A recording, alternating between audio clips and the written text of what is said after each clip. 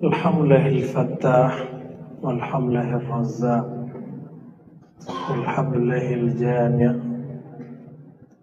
walhamdulillah alladhi rafa'a al-mu'minina bil-'ilm. Ashhadu an la ilaha illallah wa ashhadu anna Muhammadan 'abduhu wa rasuluh. Allahumma salli wa sallim wa barik ala sayyidil wujud, sayyidil kaunaini, sayyidina Muhammad wa ala alihi wa ashabihi wa li baitihi wa dzurriyyatihi ajma'in. Bapak, Ibu, Saudara yang berkah Allah, mari kita mulai kajian ini dengan baca surah Al-Fatihah. Ya, kenapa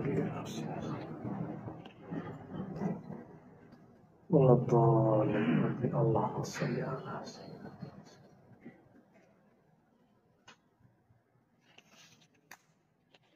Semoga Allah membuka pikiran hati kita semua untuk mendengarkan kajian kita malam ini. Amin.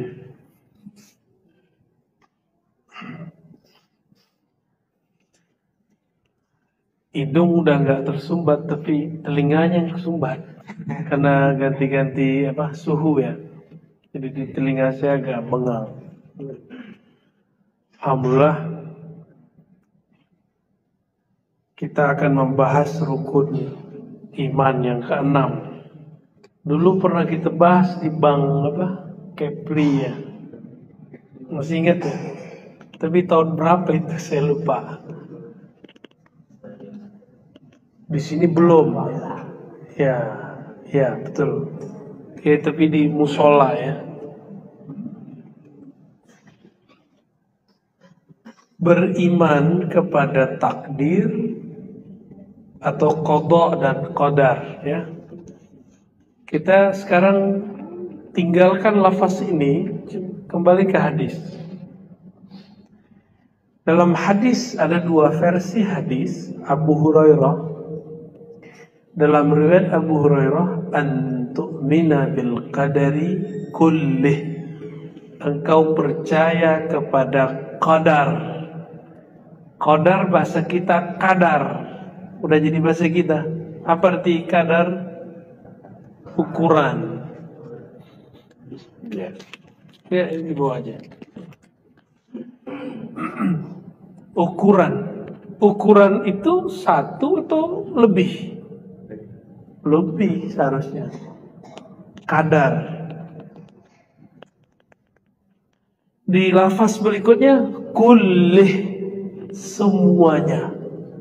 Di situ tidak disebutkan kadar itu baik ataupun buruk, hanya disebutkan kamu percaya takdir semuanya.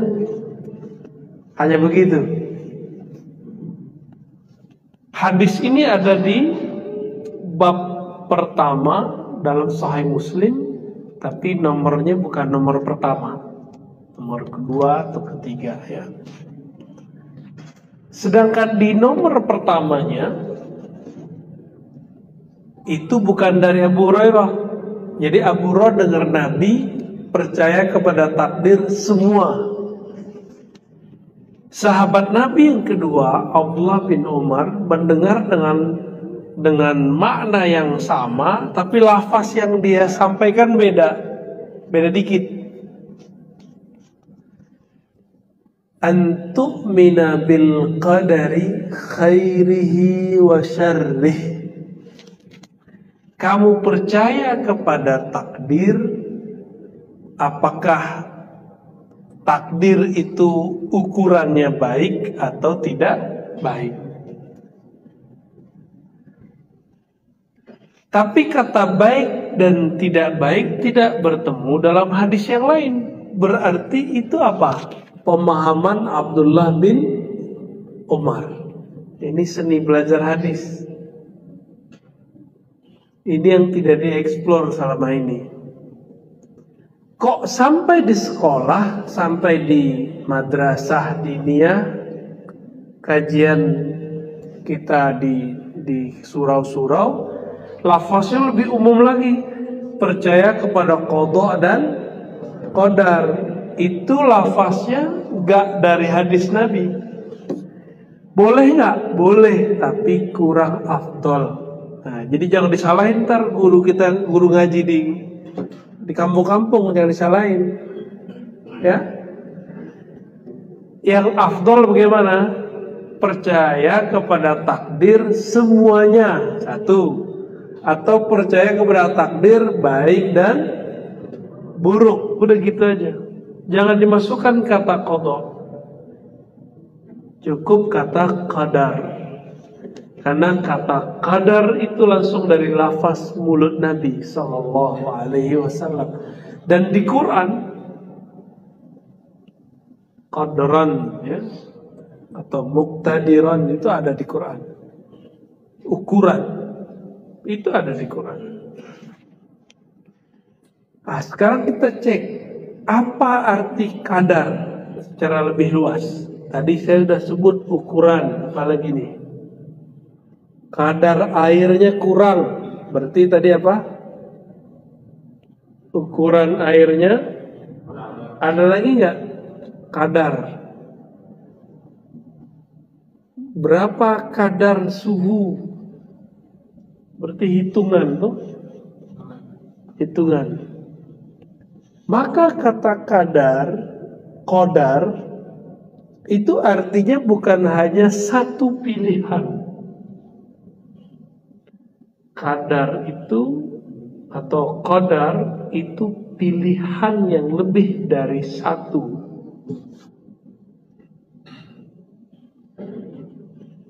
Maka kadar ini disebut oleh Abdullah bin Umar baik buruk. Berarti pilihan kan? Khairihi au syarri, baik atau buruk. Contoh, artis kalau ada yang terkenal, bagi artis yang lama gimana? Ancaman nggak bagi dia? Itu kalau dia salah baca kadar. Kalau dia merasa oh enggak ancaman kok, berarti bagi dia takdir yang sama dia nilai baik. Ustadz juga begitu. Ustadz itu ada yang terancam loh kalau ustadznya berjiwa artis. Muncul ustadz baru yang alim, wah, terjemah gue diambil nih. Kalau bahasa artis gimana? Follower gue diambil nih. Padahal gak begitu konsepnya. Seharusnya dia menganggap apa? Kalau dia seorang artis, wah tambah seru nih, tantangan nih untuk menaikkan kualitas diri, gitu. Kalau ustadz gimana? Oh, begini tuh ustadz gaya baru. Baca kitabnya keren. Gayanya nggak usah banyak-banyak, misalnya gitu. Berarti yang harus kita kuatkan apa? Ngaji kitabnya. Misalnya gitu, ini contoh-contoh aja nih. Tapi kalau dia nggak paham, macam-macam. Kalau dia menganggap munculnya dai-dai baru, ulama baru itu sebagai takdir yang baik, dia ngomong gini, wah alhamdulillah tugas saya berkurang. Alhamdulillah dalil-dalil yang dulu saya susah hafal, dia hafal. Dia bisa membantu dakwah kita, bahkan dia nanti akan menjadi pemimpin dakwah kita. Kalau bisa begitu, itu baru da'inya da'i ila Allah. Kalau enggak, da'i ila nafsihi, da'i yang mengajak kepada jiwanya, popularitas dirinya. Yang boleh populer itu cuma Allah, nah dialah yang zahir, ya. Yang boleh soan itu cuma Allah. Yang boleh dipuji-puji itu cuma Allah. Karena dialah yang mengatakan dirinya Alhamdulillah, Al-Hamid, Al-Majid, yang berhak dapat pujian. Maka kalau seorang dai, seorang artis, seorang seniman, seorang apapun dipuji, itu bukan pujian untuk dia, itu pujian terhadap anugerah Allah kepadanya. Berarti yang dipuji siapa? Allah. Cuma orang kadang lupa, mengustad aja bisa lupa. Dia dipuji, dikira dia yang terpuji. Padahal ilmu bukan ilmu dia, zikir bukan zikir dia, jamaah bukan jamaah dia, zauk rasa yang dia dapat bukan zauk dia, faham yang dia terima bukan darinya, tapi dari Allah Subhanahu wa ta'ala. Kapan-kapan Allah mau ambil bisa aja. Ada orang diambil ilmunya pas tidur, ada yang diambil sama badan-badannya mati. Kan serem. Ya, pedagang nih. Kalau sekarang dagangannya online ya, bener. Kita dagang online. Nah muncul lagi akun yang baru, yang lain, dagangannya sama. Terancam nggak? Baik apa buruk? Buruk, bener buruk. Belum tentu. Nah, yang begini-gini tuh harus paham bahwa takdir itu dari Allah sudah diberikan sekian pilihan. Tinggal pilih, anggap itu baik atau anggap itu buruk. Mau bahagia, anggap itu baik. Mau sengsara, anggap itu buruk. Udah gampang toh. Oleh karena itu takdir itu saya ibaratkan seperti meja ini. Bapak pilih sudut sini atau sudut sana. Melihat dari sudut sini atau melihat dari sudut sana. Jadi takdir bukan masalah saya malas-malesan, enggak. Takdir itu justru Allah memberikan kadar, kamu kalau maksimal dapat sekian, kalau nggak maksimal dapat sekian, tapi nggak ada yang lebih dari itu. Gitu. Sehebat-hebat orang hari ini berlatih zikir, belajar ilmu ma'rifatullah, bisa jadi nabi nggak? Nggak bisa. Kenapa? Sudah dipangkas oleh Allah. La nabiyya ba'di, kata Nabi Muhammad. Tidak ada lagi nabi setelahku. Misalnya nih Bapak ada yang bisa zikir semalam 70.000, bisa jadi nabi gak selama 40 hari? Enggak, takdirnya paling tinggi cuma jadi orang soleh atau orang wali. Orang soleh atau wali Allah, itu aja takdirnya. Nggak ada namanya jadi nabi. Hatta jika ada nabi turun di akhir zaman, pangkatnya bukan lagi pangkat kenabian. Dia seorang nabi, tapi pangkatnya tidak dipakaikan jabatan kenabiannya. Nabi Isa turun jadi umat Nabi Muhammad, sholat seperti umat Nabi Muhammad, bahkan jadi makmum umat Nabi Muhammad. Apalagi Nabi Khidir, kalau Allah izinkan beliau keluar, muncul jadi umat Nabi Muhammad. Bahkan telah belajar kepada Nabi Muhammad saat sahabat-sahabat hidup. Itu sebabnya Ibnu Hajar Al-Asqalani dan gurunya Ali Raqi memasukkan daftar Nabi Khidir kepada sahabat Rasulullah Sallallahu Alaihi Wasallam. Takdir yang paling indah itu apa? Saya mau tanya nih. Apa takdir paling indah? Kawin? Bukan, belum tentu. Ada orang kawin cerai kok. Ada orang kawin tengkar-tengkar mulu kok. Apa takdir paling bagus?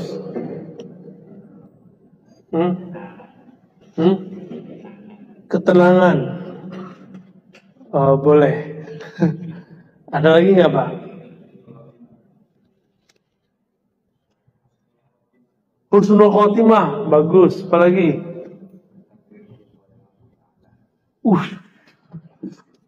Takdir jumpa Allah, nggak sabaran dia. Ada satu jawaban yang belum nih. Satu jawaban lagi, itu benar semua tuh. Ada di antara itu semua terkumpul pada jawaban yang ini. Antum kalau ada buku aneh kasih deh. Gak ada bawa buku kita. Takdir terindah umat manusia sepanjang masa yang diagung-agungkan, dielu-elukan semua para nabi menjadi umat akhir zaman. Sekarang ini Pak. Jangan senyum dulu. Senyum ya, senang ya? Senang, tapi ujiannya juga Masya Allah. Di zaman dulu ada corona nggak? Zaman Nabi Adam? Nggak ada lah. Zaman Nabi Adam, jin sama iblis itu sama Nabi Adam itu masih sama. Ketemu di jalan tuh. Nabi Adam umur 400 tahun di bumi, di sorga udah lama. Ya. Nabi Adam itu di sorga, satu hari sorga berapa tahun di bumi? Antum lupakan bab ini? Ya, lupakan bab ini. Dikira Nabi Adam itu umurnya cuma 1000 tahun. Bukan. Nabi Adam itu ribuan tahun umurnya. Karena Nabi Adam waktu di surga, satu hari surga sama dengan 1000 tahun di bumi. Nabi Adam udah berapa hari di surga? Berhari-hari. Jadi rektornya surga. SK-nya langsung dari Allah, surat Al-Baqarah itu. 30, 31, 32, 33 itu kan cerita tentang proses jadi rektor itu. Belum apa-apa udah diangkat duluan tuh. Aku jadikan di muka bumi khalifah. Terus setelah itu diajarin. Habis itu diangkat. Anbihum, ajarkan para malaikat. Itu mahasiswanya Nabi Adam itu malaikat. Canggih gak? Tapi takdirnya yang kalau malaikat diajar tuh nggak berkembang. Maaf ya, bro malaikat ya. Kita bukan merendahkan malaikat. Malaikat tuh statis. Statis itu datar aja. Allah sudah skenariokan Nabi Adam turun ke bumi.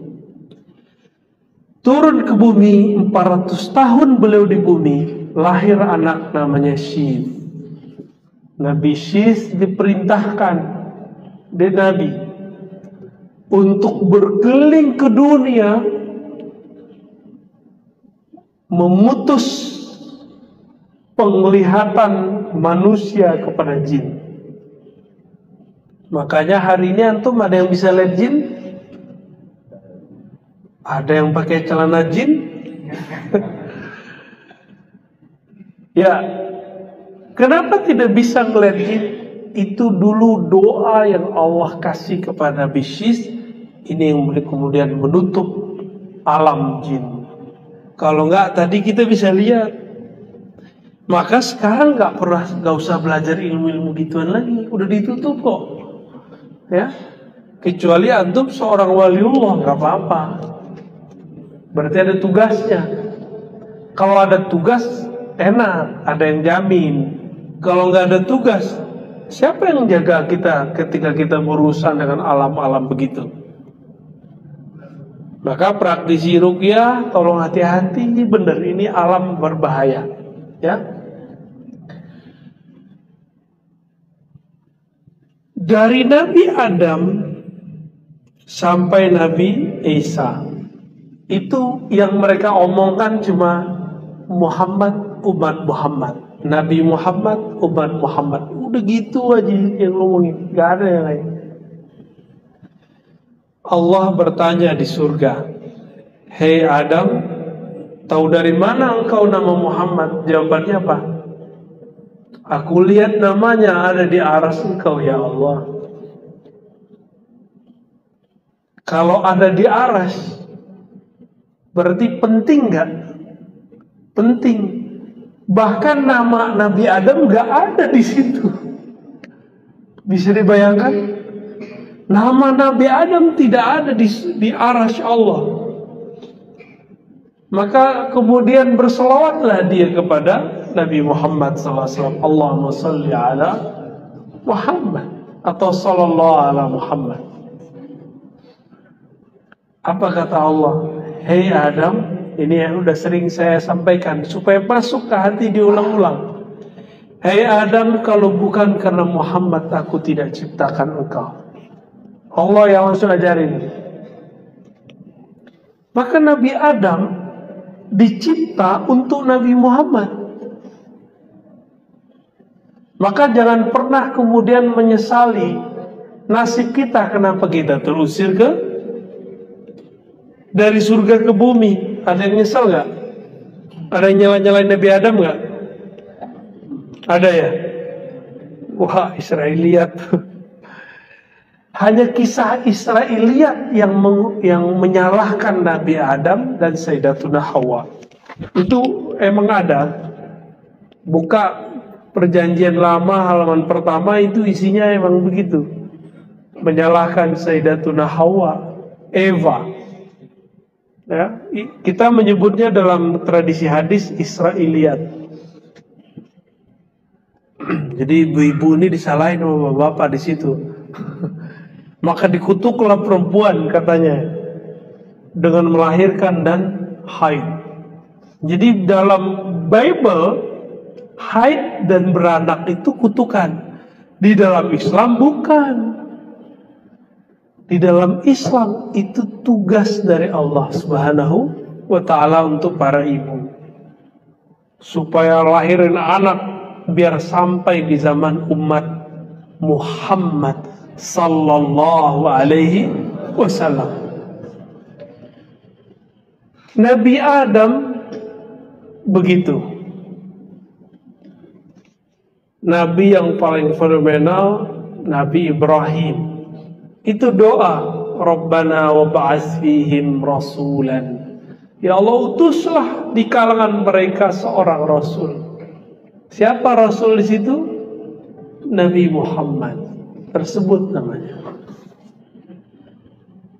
Nabi Ibrahim punya anak Ishak, terus Yakub, terus sampai ke bawah nanti Nabi Musa. Apa kata Nabi Musa? "Ya Rabb, jadikan aku Nabi akhir zaman." Tapi takdirnya Nabi Musa jadi Nabi akhir zaman? Enggak. Nabi Musa itu dulu pernah ngomong begini ke Nabi Adam. Jadi Nabi Musa diperjalankan secara rohani ketemu Nabi Adam. Nabi Adam sudah wafat secara fisik, tapi ruhnya wafat enggak? Enggak. Apa kata Nabi Musa? "Anta alladhi akhrajtana minal jannah, akhrajtana wa zurriyatak minal jannah." Ente ya Nabi yang ngusir, yang menyebabkan kami terusir dari sorga. Dia lupa ini rektor surga ini, universitas sorga yang dulu ngajarin malaikat. Lupa Nabi Musa. Apa kata Nabi Adam? "Oh ini ya cucu saya Musa yang bisa ngomong dengan Allah langsung, tapi nggak mengerti takdir saya, yang mana Allah telah tetapkan di alam azali bahwa saya akan keluar dari dari surga." Bengong Nabi Musa. Maka kata Nabi, ya, dalam hadis Bukhari, "Fahajja," lalu menanglah hujahnya Adam ala Musa terhadap Sayyidina Musa. Jadi nabi sama nabi itu saling sindir-sindir juga. Jangan antum kira nabi ketemu nabi biasa-biasa aja, sindir-sindir. Seru tuh kalau lihat nabi, wali ketemu wali itu sindir-sindiran. Tapi sindirnya ngelekit, sindirnya sindir ma'rifat. Nabi Musa bercerita tentang susahnya di bumi, takdir toh, takdir di ujung. Nabi Adam berbicara takdir di pangkal, menangan mana? Yang di pangkal, karena dia tahu semua.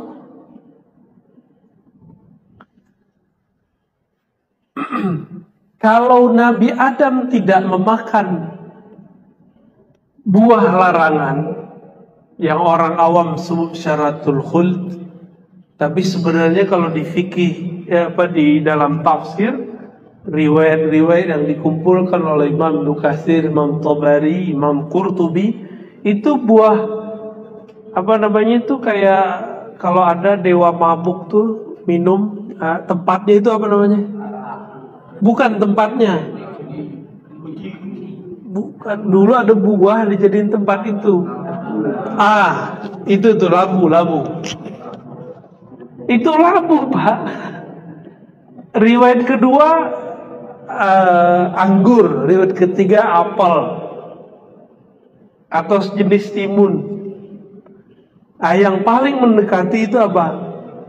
Labu. Itu ada, silakan cari tafsir Ibnu Katsir. Ada ketemu. Kecuali yang terjemahan saya nggak tahu ya. Ada jilid pertama. Seandainya Nabi Adam dan Sayyidatuna Hawa tidak makan itu, nggak ada kita. Dari sebanyak pohon-pohon buah-buahan di surga, kan di surga boleh makan semua ya nggak? Tapi Allah buat sekarang penasaran, karena sejarah surga sudah selesai di Nabi Adam. Nabi Adam sudah jadi rektor, ya, sudah ada yang kalah. Proses turunnya Nabi Adam ke bumi, kan takdirnya apa? Takdirnya Nabi Adam, Nabi Adam bakal turun ke bumi jadi pemimpin di bumi. Lalu bagaimana ceritanya supaya turun ke bumi? Dibuatlah skenario cerita Syajaratul Khuld. Maka adalah di situ buah, namanya buah labu itu. Ya mungkin nama antum ketulis kali di bijinya. Ya enggak? Pas dimakan, plok ada nama kita di situ. Makanya jangan macam-macam. Tubuh ini itu dulu bahan bakarnya, bukan bahan bakar ya, bahan bakunya bukan dari bumi ini murni. Tubuh kita, intisari dari tubuh ini dulu dari surga. Langsung Allah yang menciptakan Nabi Adam. Kemudian buah-buah yang ada di sana, termasuk buah labu tadi. Makanya antum nih, badan panas kasih labu Pak, sembuh insya Allah. Karena itu buah kita. Percaya nggak? Tinggal baca aja sholawat. Allahumma sholli ala Sayyidina Adam, Allahumma sholli ala Sayyidina Muhammad. Makan, ya olahlah dengan cara yang bagus. Makan insya Allah turun panasnya. Ini dalilnya di mana? Bukan pakai dalil Pak, ini pakai uruf tradisi. Kalau ada anak kita sakit, kita lagi keluar kota, dicariin apa mamanya? Cariin baju, dipelukin ke situ, diselimutin. Bau, wah bau bapak gua nih, sembuh dia, ya. Atau dikasih makanan favoritnya. Nah kita turun ke bumi karena itu. Bener gak? Tanya ke orang-orang ahli food combining, ahli makanan, itu menyejukkan perut. Dahsyat itu, ya. Itu bukan terjadi begitu saja. supaya ada umat akhir zaman yang mukanya seperti orang-orang yang di hadapan saya ini, maka dibuatlah cerita kayak tadi. Seru nggak tuh ceritanya? Seru ya. Padahal udah tahu semua kan, cuma di mana clue-cluenya itu yang belum tahu.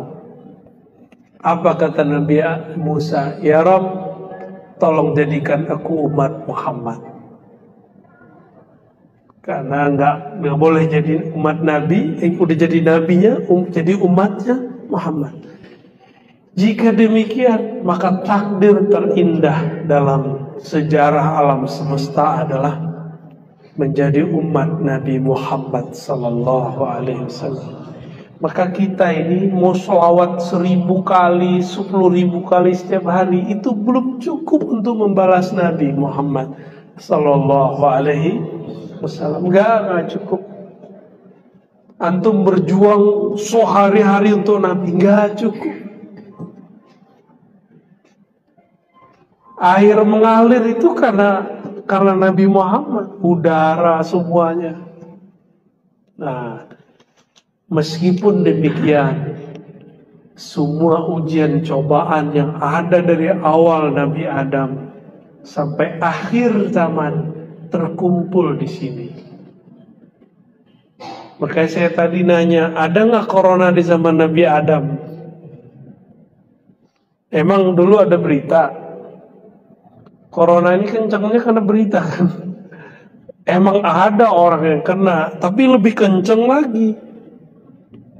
Di Abu Dhabi pak nggak ada beritanya, Uni Emirat Arab nggak ada berita COVID. Orang COVID ada yang meninggal, tapi dianggap meninggal kayak biasa. Jadi negerinya tuh enak. Kita kemarin ketemu dengan orang yang kerja di sana, murid Habib Syekhon, namanya Habib Razi, namanya Razi juga, Habib Razi. Itu cerita kepada ini biar valid, dia kerja di sono. Apa kata dia? Di sana itu berita COVID tidak begitu, bahkan tidak ada. Satu lagi Yaman, Hadramaut. Di Hadramaut tuh kayak nggak ada berita COVID. Orang mati karena COVID ada pak. Berarti berita ini berpengaruh nggak kepada kondisi psikis kita? Berpengaruh. Jualan hancur, usaha mundur, kepala babak belur, dompet, waduh, lengkap sudah ya. Emang begitu pak. Tapi saya ingat-ingat ya. 2 tahun sebelum ini, 3 tahun sebelum ini, orang-orang kalau kita temui tetap aja ngomong dompet. Hidup susah Ustaz, susah Buya. Nggak ada corona padahal. Takut dia dimintain duit kali ya. Siapa juga yang mau minta ke dia? Ya, entah apa dia ngeluh, mau nunjukin bahwa dia tuh susah ke orang.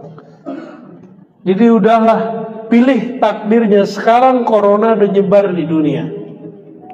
Pilih ngeluh atau sabar.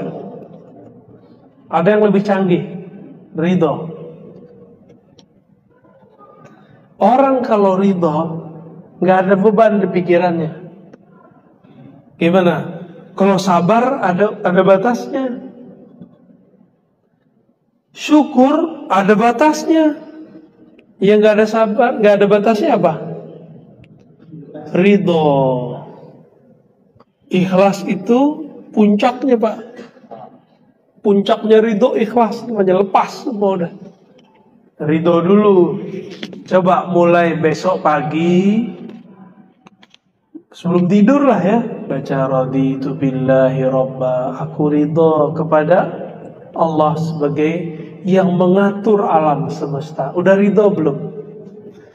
Adakah terjadi di alam semesta satu biji zarah saja, atau satu gerak, atau satu mikroba, satu bakteri tercipta, terjadi bukan dengan izin Allah? Ada nggak?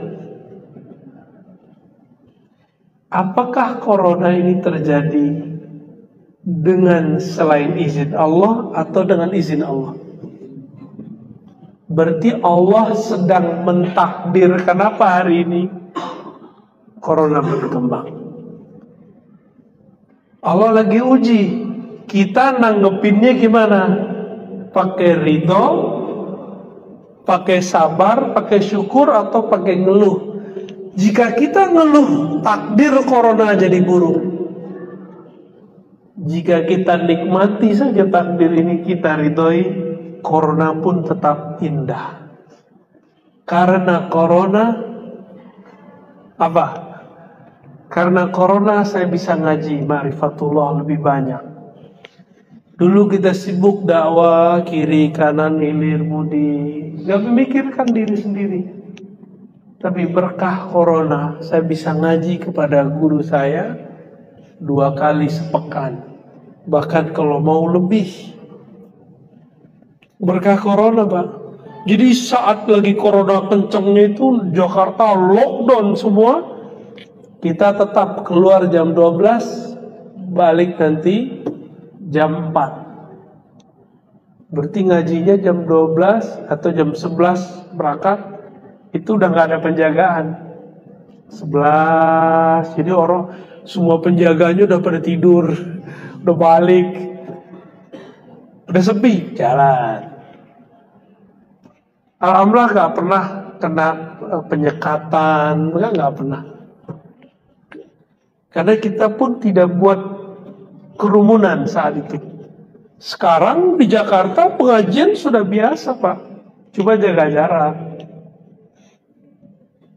Ya, kalau di sini jaga hati.